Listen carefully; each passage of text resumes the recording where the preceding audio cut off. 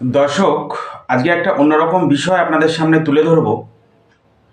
এই বিষয়টা অবশ্যই আপনাদের ভাবার বিষয় আছে যে আইনের চোখে সবাই কিন্তু সমান।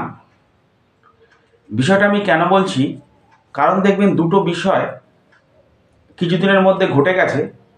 একটা হচ্ছে সন্দেশখালী ইনসিডেন্ট, এবং সেখানে দেখবেন একটা অপ্রীতিকর ঘটনা ঘটে গেছে।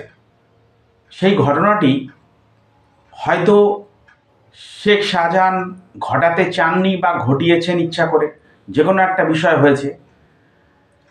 সেক্ষেত্রে কিন্তু সেই ঘটনা ঘটার পর তিনি কিন্তু কোণঠাসা হয়ে গেছেন। আমি এর আগের ভিডিওগুলোতে আপনাদের বলেছি যে তিনি এবার হাইকোর্টে ছোটা ছাড়া তার কোনো উপায় নেই। তিনি হাইকোর্টে অলরেডি প্লিড করেছিলেন, এবং তার একটা একনিষ্ঠ সমর্থকের বয়ান থেকে বোঝা যাচ্ছে যে তিনি জামিনের চেষ্টা করছেন, এবং সেটা অনেকটাই অধরা এবং অসম্ভব কাজ বলে বর্তমানে মনে হচ্ছে।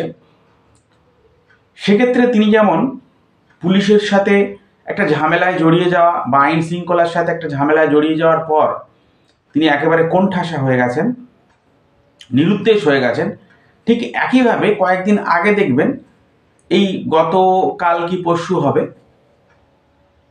21শে জানুয়ারি যে আইএসএফের প্রতিষ্ঠা দিবস ছিল, সেই প্রতিষ্ঠা দিবস উপলক্ষে তারা একটা হাইকোর্টে একটা অনুমতি চাইতে গেছিল, এবং তার আগে বলা বাহুল্য তাদের অনুমতি দেয়নি কলকাতা পুলিশ 21শে জানুয়ারি অনুষ্ঠান করার জন্য। সেক্ষেত্রে তারা যখন সিঙ্গেল বেঞ্চে যায়, সিঙ্গেল বেঞ্চ কিন্তু প্রথমে অনুমতি দেয়, কিন্তু একটা কন্ডিশন অ্যাপ্লাই করে দেয় যে 1000 জনের বেশি ওখানে জমায়েত হবে না। আপনি ভাবুন, মোটামুটি আইএসএফের অন্তত লক্ষ লক্ষ ফ্যান ফলোয়ার ভক্ত তো আছেই সারা রাজ্যে। তাদের ক্ষেত্রে এই 1000 জনের অ্যালাউ করা একেবারে রীতিমতো চাপে ফেলে দেয় যে 1000 জনকে নিয়ে মিটিং করতে হবে ভিক্টোরিয়া হাউসে, অত বড় হাউসের সামনে, অত বড় একটা জায়গায়। সেক্ষেত্রে আপনাদের জানতে হবে যে এরকম রেস্ট্রিকশন কেন দেওয়া হয়েছিল। আগের বছর যে ইনসিডেন্টটা ঘটেছিল, সেই ঘটনাটা হয়তো নওশাদ সিদ্দিকী ঘটিয়েছেন বা ঘটাননি, সেটা সম্পূর্ণ বিচার্য বিষয়। নওশাদ সিদ্দিকীর বক্তব্য অনুযায়ী তিনি ঘটাননি, বাইরে থেকে কিছু লোক ঘটিয়েছে। ঠিক সন্দেশখালী ইনসিডেন্ট, সন্দেশখালী যে কথা বলছেন শেখ শাহজাহান, ঠিক একই ধরনের কথা গত বছরের ক্ষেত্রে যে ঘটনা ঘটেছিল 21শে জানুয়ারি, একই রকম কথা বলছেন নওশাদ সিদ্দিকী যে ঘটনাটা আমি ঘটাইনি, কেউ পাশ থেকে ঘটিয়ে আমার উপরে দোষ চাপিয়েছে। ঘটনা দুটো, সন্দেশখালী হোক আর গত বছরের 21শে জানুয়ারি আইএসএফের প্রতিষ্ঠা দিবস, দুটো ঘটনা যাই হোক, ঘটনা কিন্তু একটা বাজে ঘটনা ঘটেছে, এবং তার ফলে কিন্তু যেমনভাবে সন্দেশখালীর ক্ষেত্রে শেখ শাহজাহান চাপের মধ্যে পড়ে গেছে, নিরুদ্দেশ হয়ে গেছে, ঠিক একইভাবে সেই গত বছরের ঘটনার পরিপ্রেক্ষিতে এবারে কিন্তু ওখানে আর রেস্ট্রিকশন জারি করা হলো আইএসএফের উপর, যে ওরা ওখানে সিঙ্গেল বেঞ্চ থেকে ডিভিশন বেঞ্চ বলে দিল যে ওখানে ওরা সভা করতে পারবে না, কারণ ওদের রাস্তায় অনুমতি এই মুহূর্তে দেওয়া যাবে না।